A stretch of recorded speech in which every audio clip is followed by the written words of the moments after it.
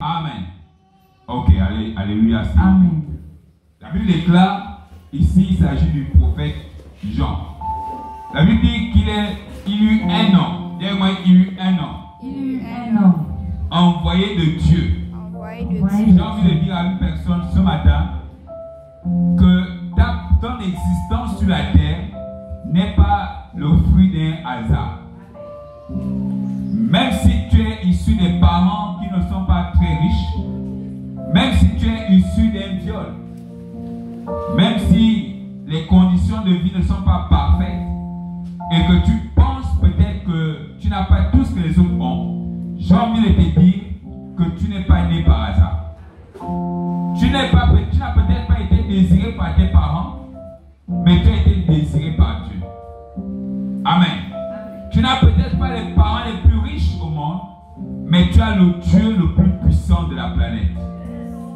Et ce que Dieu a fait pour toi a été le fruit d'une sélection rigoureuse. Amen. La Bible déclare que Dieu t'avait connu avant que le monde n'existe. Est-ce que quelqu'un me comprend? Dieu ne t'a pas créé après le monde. Il t'a d'abord créé. C'est-à-dire qu'avant d'avoir créé le monde, avant d'avoir créé la planète, le soleil et la terre et tout ce qui existe, la Bible me dit que Dieu a pris d'abord soin de te créer. Il t'a créé et il a mis le monde à ta disposition. Est-ce que quelqu'un me comprend? Le monde existe pour toi. Le monde a son importance à cause de toi. Le monde a sa valeur parce que tu es là. Et tout ce qui existe a une valeur parce que toi tu existes. Amen. Vous savez, même l'or le plus cher au monde, même la voiture la plus chère au monde, si un être humain ne la conduit pas, elle peut être très chère, mais elle n'a pas de valeur. Alléluia.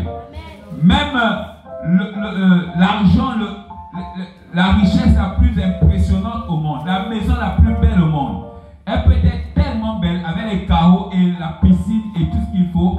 Si cette maison n'a pas d'habitants, elle n'a pas de valeur. Alléluia.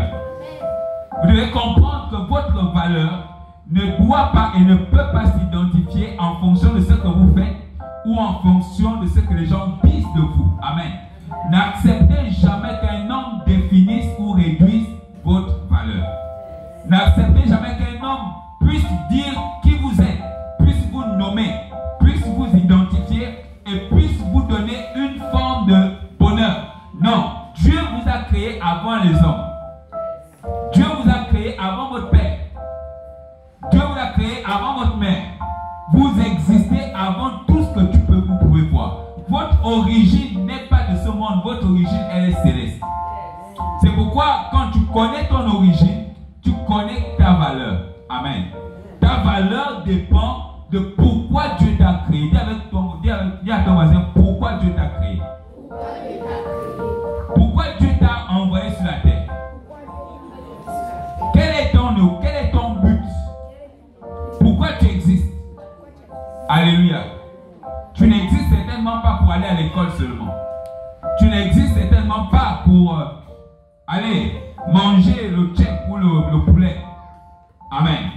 Il y a Anne qui m'a dit qu'elle va certainement aller en vacances, je ne sais pas dans quel village. Tu n'existes pas seulement pour aller en vacances. Tu n'existes pas pour avoir le BEPC. Tu n'existes pas pour avoir le bac. Mais tu as quelque chose que Dieu a mis en toi et c'est à cause de cette chose pour laquelle tu existes. Tout ce que tu fais en attendant, tu le fais jusqu'à ce que tu rencontres le but de ton existence. Et tant que tu n'as pas rencontré le but de ton existence n'a pas encore commencé à avoir de la valeur. Tu peux avoir des bricoles, tu peux avoir une copine, tu peux avoir un travail, tu peux marcher, tu peux avoir une voiture, tu peux construire. Mais tant que tu ne connais pas dans ton cœur ce pourquoi Dieu t'a créé, ton existence n'a pas encore trouvé de valeur. Alléluia. Vous savez, il y a des moments où vous allez remarquer, vous vivez, vous marchez, et vous avez l'argent, vous avez les possessions, mais au fond de vous, il y a une forme de tristesse. Je ne sais pas si vous avez déjà remarqué. Vous avez mangé, vous avez de l'argent, vous avez réussi à l'école, mais au milieu de toutes ces réjouissances, il y a quelque chose qui vous manque. Alléluia. Et cette chose-là qui vous manque, c'est la raison pour laquelle Dieu vous a créé. Alléluia. Lorsque tu connais pourquoi Dieu t'a créé, alors tu commences à voir le véritable bonheur. Alors, lisons le texte de 1 Jean. Et dans ce texte, la Bible nous dit, il y eut un homme envoyé de Dieu. Cet homme a été envoyé de qui? Dieu. Il a été envoyé de ses parents? Non. Mais est-ce que Dieu l'a pris, l'a déposé sur la terre? Hein?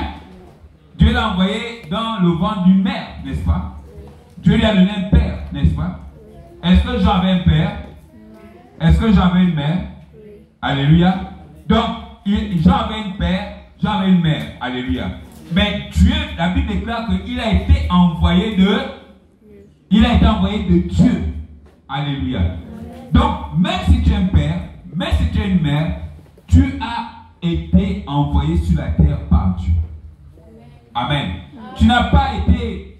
C'est vrai que tes parents t'ont peut-être désiré. Peut-être que tes parents t'ont voulu. Mais c'est Dieu qui t'a envoyé sur la terre. Sur cette terre. En tout. Dieu t'a envoyé. Et Dieu t'a envoyé pas pour rien. Pas pour venir peupler. Dieu t'a envoyé pour une mission. Il y a vraiment une mission.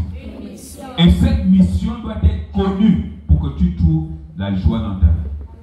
Tant que tu n'as pas connu la mission pour laquelle Dieu t'a envoyé, tu ne peux pas connaître l'évolution, tu ne peux pas connaître le bonheur. C'est impossible. Tu vas essayer de faire beaucoup de choses. Vous savez, beaucoup de gens font beaucoup de choses. Ils essayent de faire beaucoup d'activités pour essayer de se sentir utiles dans la société. Mais aussi longtemps que tu ne vas pas trouver la raison pour laquelle Dieu t'a envoyé, tu feras beaucoup de mauvais choix. Et tu auras beaucoup de mauvais amis. Et tu commettras beaucoup d'erreurs. Et tu regretteras beaucoup de choses que tu as fait. Amen. Beaucoup de gens sont en prison aujourd'hui parce qu'ils n'ont jamais su pourquoi ils existent. Beaucoup de gens ont fait de mauvais mariages parce qu'ils n'ont jamais su avec quel genre de femme ils doivent se marier. Amen. Beaucoup de gens ont perdu de l'argent parce qu'ils ne savent pas pourquoi ils ont reçu de l'argent. Dieu peut vous donner même de l'argent. Mais si tu ne sais pas pourquoi Dieu a permis que tu aies cet argent, tu vas mal utiliser cet argent. Amen. Tu peux avoir un beau corps.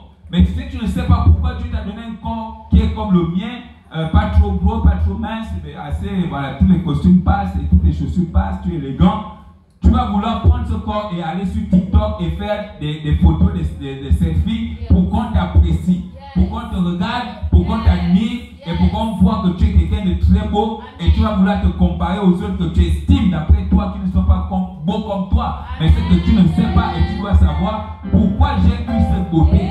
À quoi me sert cette beauté? À quoi me sert ce corps? Qu'est-ce que cela a d'importance dans ma vie?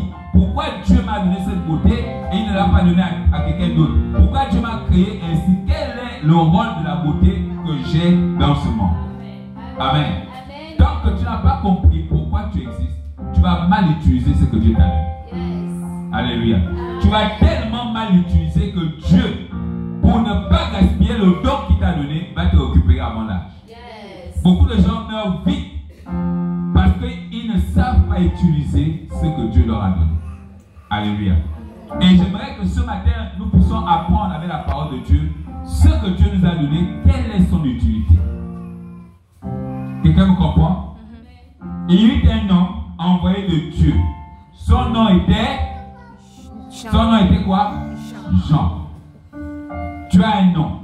Le nom que tes parents t'ont donné, c'est le nom que tes parents te donnent pour t'identifier sur la terre. Mais ce n'est pas le nom que Dieu te donne. Ce n'est pas par ce nom que Dieu t'identifie. Alléluia.